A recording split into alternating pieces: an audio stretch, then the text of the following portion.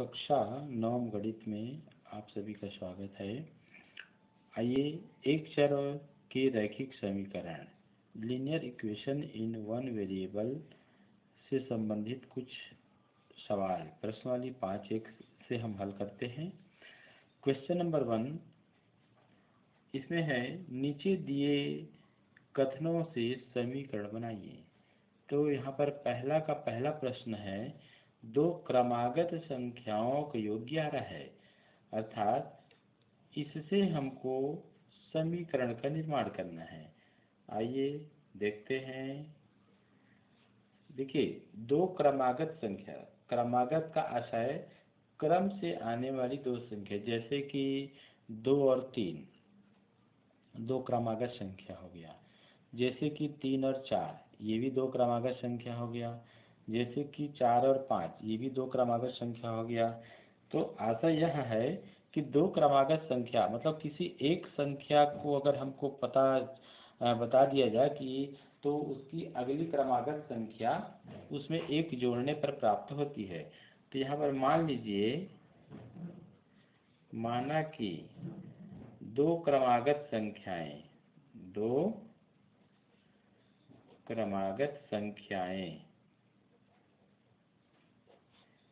x व x धन 1 है, क्योंकि x में एक जोड़ने पर उसकी क्रमागत संख्या आएगी। ठीक है, तो यहाँ पर लिखा गया है कि दोनों का योग 11 है। दोनों क्रमागत संख्याओं का योग क्या है? 11 है। 11 है, अर्थात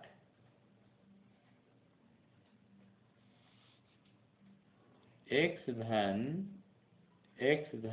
1 बराबर क्या होगा? 11। इस प्रकार से समीकरण मिल गया। चाहे तो एक बार इसको इस प्रकार लिख सकते हैं ऐसे, या इसे हम ऐसे भी लिख सकते हैं, 1 और 1 2x धन 1 बराबर 11। यही अभीष्ट समीकरण है। ऐसे आइए एक और प्रश्न इसी में देख लेते हैं। दूसरा प्रश्न है, टिकेंद्र व तेजराम की आयु का योग 30 है। ठीक है, कितना है? 30। जबकि टिकेंद्र की आयु तेजराम की आयु की दुगनी है, अर्थात टिकेंद्र जो है तेजराम से 2 गुना बड़ा है, ऐसा भी कह सकते हैं। आइए इसके लिए समीकरण बनाने का प्रयास करते हैं। चूँकि टिकेंद्र तेजराम से दुगना आयु का है, तो अगर हमको तेजराम की आयु पता चल जाए तो हम उसका दुगना कर देंगे तो टिकेंद्र का आयु निकल आएगा। तो मान लीजिए, तो यहाँ पर लिख देंगे, माना कि तेजराम की आयु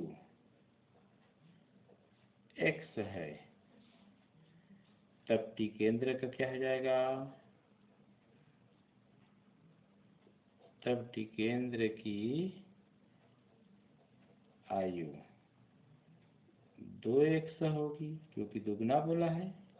ऐसे प्रश्नानुसार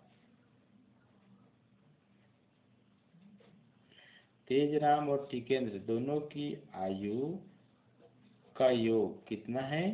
30 है। तो यहाँ पर लिख देंगे, टिकेंद्र की आयु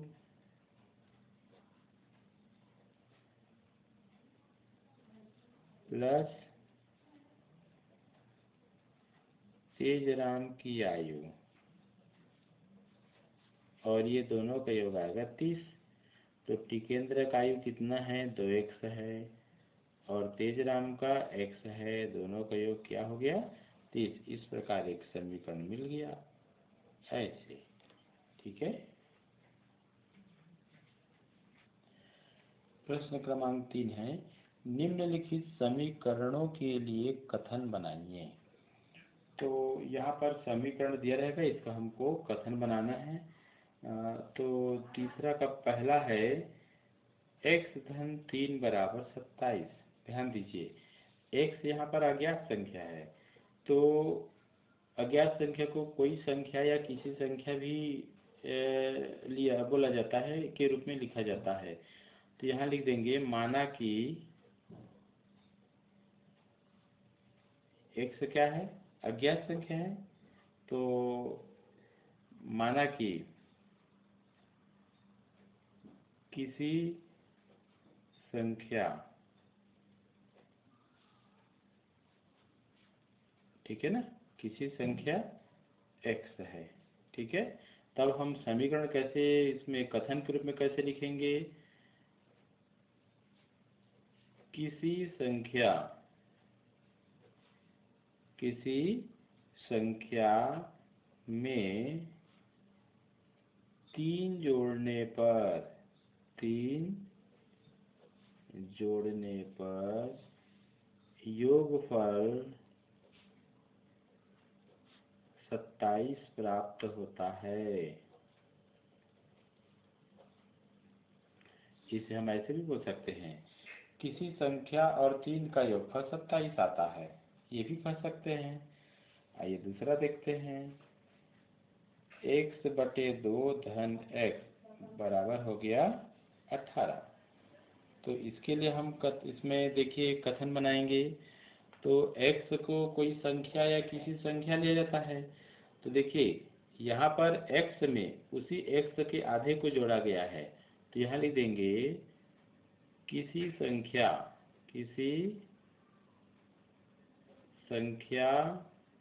में उसके आधे,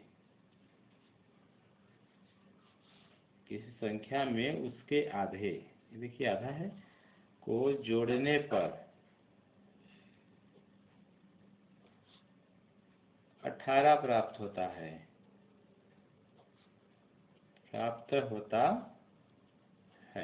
ऐसे, ठीक है। तो इस प्रकार हम इसको हमने लिख लिया। अब इसके बाद एक और प्रश्न आ जा रहा है, उसको भी देख लेते हैं।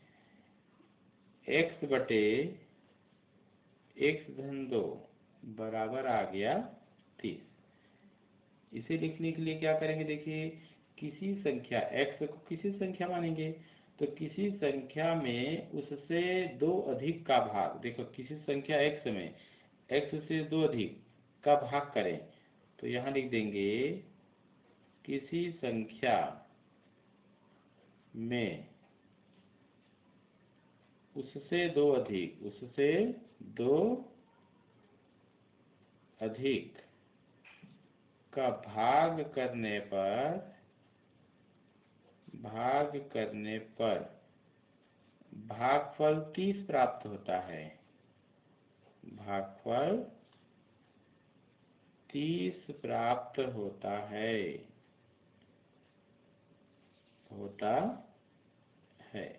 ऐसे, ठीक है। ऐसे इस प्रकार से हमने कुछ सवालों को बनाया। प्रश्न क्रमांक 4 है, समीकरणों को हल कीजिए। 4 का पहला 6 धन, यहाँ पर देखिए ब्रैकेट में 4 ऋण m है और यहाँ 8 गुणित ब्रैकेट में देखिए 3m धन 5 है, को हल करना है। तो सबसे पहले एक बार दिए गए प्रश्न को हमको लिख लेना चाहिए। आइए हम भी लिख लेते हैं, ये ऐसे।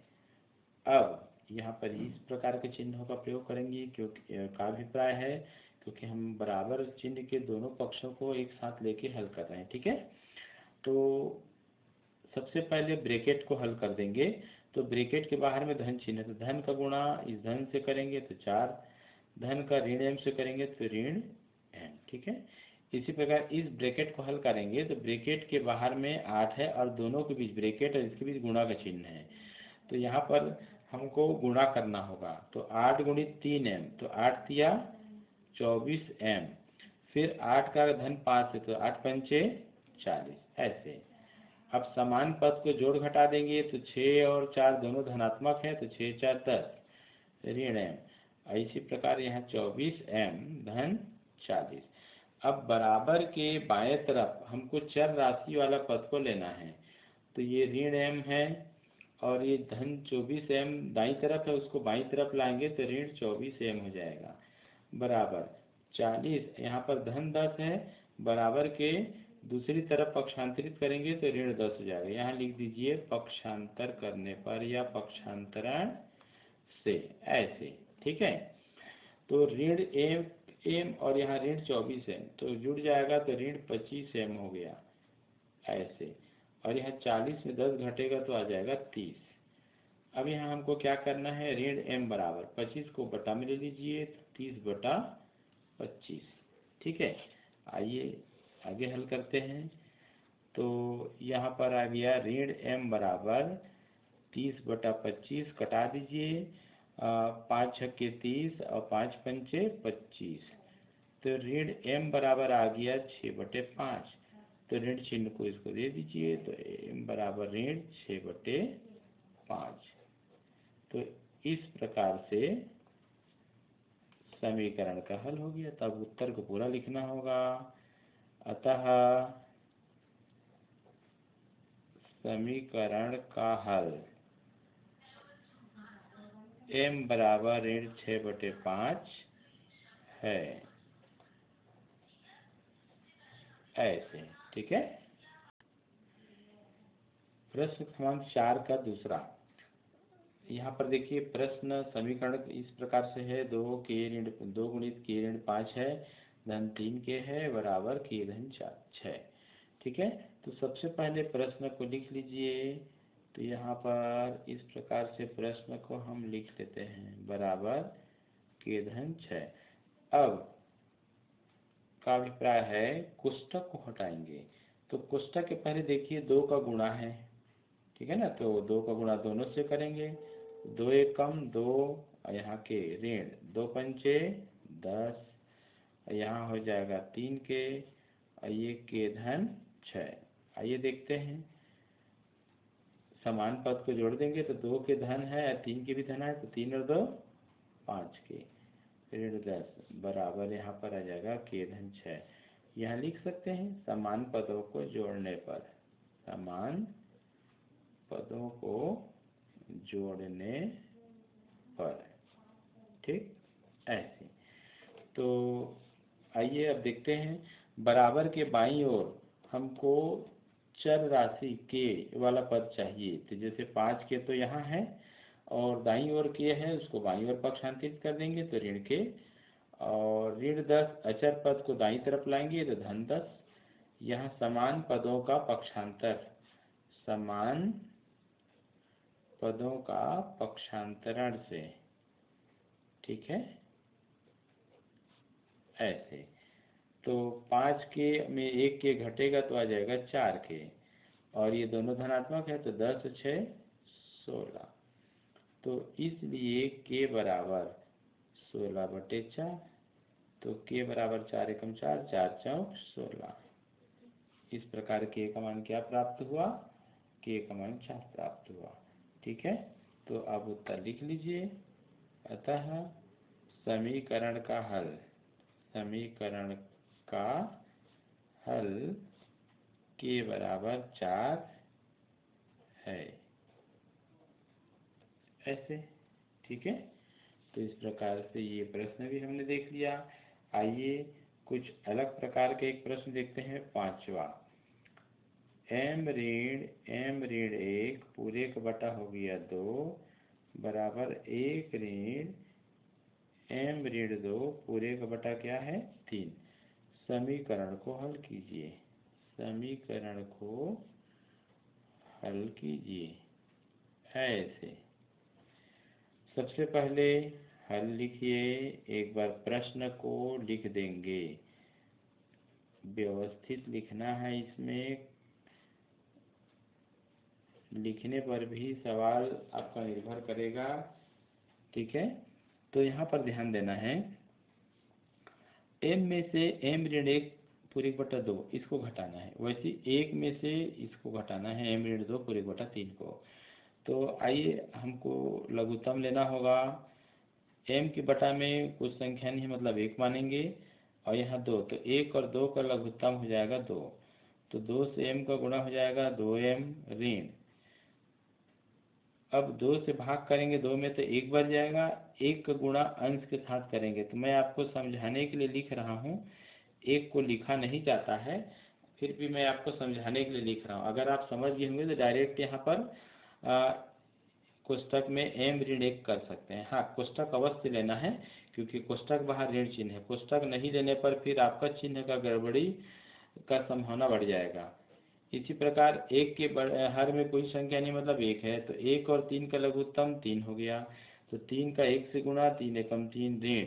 अब 3 में 3 का भाग करेंगे तो 1 बार जाएगा भागफल, उस 1 का गुणा फिर से अंश में m ऋण 2 से करेंगे।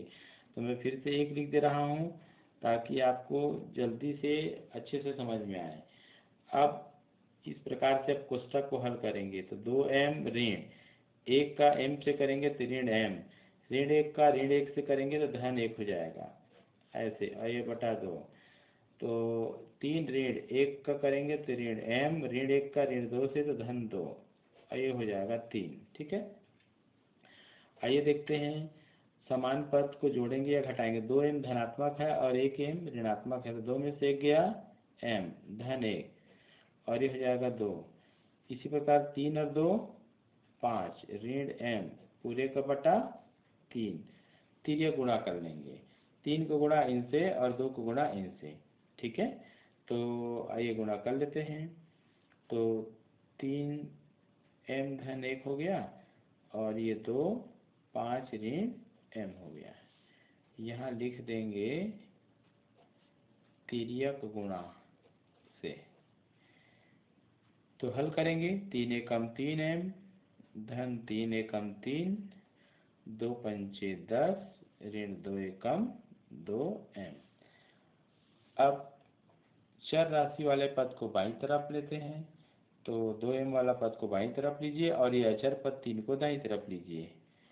तो 3m धन 2m बराबर 10 है। 3 इधर जा कर के क्या हो जाएगा, ऋण 3। तो यहाँ लिख देंगे पक्षांतरण से ऐसे। तो 3 और 2 5m, 10 में से 3 गया 7, तो इसलिए m बराबर हो जाएगा 7/5। तो अब लिख दीजिए, अतः समीकरण का हल m बराबर 7/5 प्राप्त हुआ। ये आंसर। ठीक है, प्रश्न क्रमांक 9 नंबर देखते हैं। आइए, समीकरण 3y धन 4 बटे पूरे बटा 2 ऋण 6y बराबर ऋण 2/5 को हल कीजिए। तो आइए हल करते हैं। एक बार प्रश्न लिख लेते हैं। 3y धन 4 पूरे का बटा 2 ऋण 6y बराबर ऋण 2/5 ऐसे। तो यहाँ पर तिर्यक गुणा कर लेते हैं। 5 का गुणा 3y धन 4 से करेंगे ऐसे, तो 3y धन 4 और ऋण 2 को गुणा 2 ऋण 6y से करेंगे ऐसे। यहाँ पर हो गया तिर्यक गुणा। ठीक, तो गुणा कीजिए, 5 तिया 15y धन 5 चौक 20, ऋण 2 का धन 2 से तो ऋण 4, ऋण 2 का ऋण 6y से तो ऋण ऋण का गुणा धन 2 छके 12y। कोष्ठक हल हो गया। अब चर राशि y वाले पद को बाईं तरफ लाइए। तो 15y यहाँ है, ये धन 12y इधर आकर के ऋण 12y, और ऋण 4 तो है यहाँ धन 20, दाईं तरफ पक्षांतर हो गए ऋण 20। यहाँ लिख दीजिए पक्षांतरण ऐसे। तो 15 में से 12 गया 3y, और यहाँ पर दोनों ऋण है तो ऋण हो गया 24 ऐसे। ठीक है, तो यहाँ हो जाएगा y बराबर ऋण 24/3। तो y का मान हो जाएगा ऋण 8 ऐसे, ऋण 8 आ गया। तो इस प्रकार से अतः समीकरण का हल y बराबर ऋण 8 प्राप्त हुआ। इस प्रकार से लिख सकते हैं। समीकरण प्रश्न क्रमांक 4 का चौथा, x/3 धन 1 बराबर 7/75 को हल कीजिए। आइए हल करते हैं। प्रश्न को एक बार लिख देते हैं। x/3 धन 1 बराबर 7/75। ठीक है, तो यहाँ पर देखिए चर राशि x वाला पद है x/3, लेकिन यहाँ एक अचर पद है और दाईं तरफ केवल अचर पद है, तो हम एक को पक्षांतर कर देते हैं दाईं तरफ। तो x/3 बराबर 7/75 है और ये धन एक इधर आकर के क्या बन गया, ऋण 1। यहाँ पर लिख दीजिए पक्षांतरण से। ठीक, तो ये x/3, अब यहाँ 75, यहाँ पर बटा में 1 लिख सकते हैं, तो 75 और 1 का लघुत्तम 75। 75 से भाग देंगे तो 75 1 बच जाएगा और 1 का 7 से गुणा करेंगे तो 7 एकम 7 ऋण ऐसे। अब 1 से भाग करेंगे तो 75 बच जाएगा और 75 का गुणा क्या करेंगे, 1 से करेंगे तो हो जाएगा ऐसे 75। ठीक है, तो आगे हल करते हैं। x/3, 75 में 7 गया तो 68 और बड़ी संख्या का ऋण चिन्ह है तो ऋण, ये हो गया 75। फिर यह गुणा कीजिए तो 103 का इधर गुणा हो जाएगा तो ऋण 68/75 गुणित 3 ऐसे। 3 एक कम और 15 पंचे कितना हो जाएगा, 75। कितने बार इसमें जाएगा, या 25 या 75 कह सकते हैं सीधा ऐसे। 3 25 75। ठीक है ना, अर्थात x बराबर आ गया ऋण 68/25। ठीक, तो यही उत्तर है। अतः समीकरण का हल x बराबर ऋण 68/25 प्राप्त हुआ। ऐसे आप ये उत्तर लिख सकते हैं। उत्तर आपको पूरा लिखना चाहिए, ठीक है ना, सब में इसमें नंबर रहता है। आइए क्वेश्चन नंबर 4 का 7वां देखते हैं। x/2 ऋण 1/5 बराबर x/3 धन 1/4 को हल कीजिए। एक बार समीकरण को लिख देंगे ऐसे। इस प्रश्न में ध्यान से देखिए आप, चर राशि वाला पद बराबर के दोनों तरफ आया है और अचर पद भी दोनों तरफ आया है। तो आप ऐसा करिए, चर पद को बाईं तरफ और अचर पद को दाईं तरफ पक्षांतरित करिए। तो x/2 ऋण x/3, तो 1/4 ऋण 1/5 पक्षांतरित होकर धन 1/5। यहाँ लिख देंगे पक्षांतरण से। ठीक है, तो 2 और अब यहाँ पर x/2 में x/3 को घटाएंगे, ऋण है तो इसके लिए हमको लघुत्तम लेना पड़ेगा। तो 2 और 3 का लघुत्तम हो जाएगा 6। क्या गया, 6। अब यहाँ से भाग करिए, 2 तिया 6, 3 भागफल आया। इसको आप ऐसा करते हैं ना, ये हर में 2 से लसा में जैसे यहाँ भाग करेंगे तो 2 तिया 6, कितना आया 3। इस 3 में अंश का गुणा करेंगे तो ये कितना आ गया, 3x। कितना आ गया, 3x।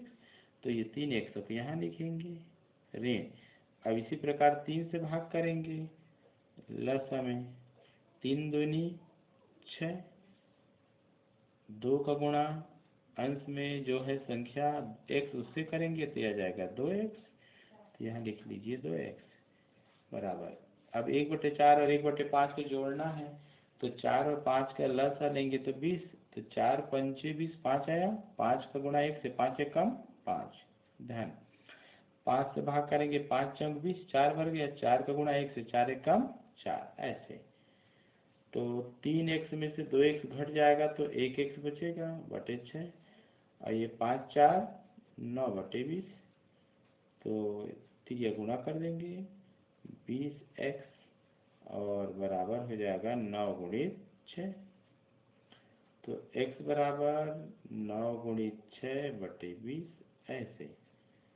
तो कटा दीजिए आप, कितने से कट रहा है देखिए, तो 2 से तो कट ही रहा है, ठीक है ना। किससे कट रहा है, 2 से। तो इसको आप लिख लीजिए,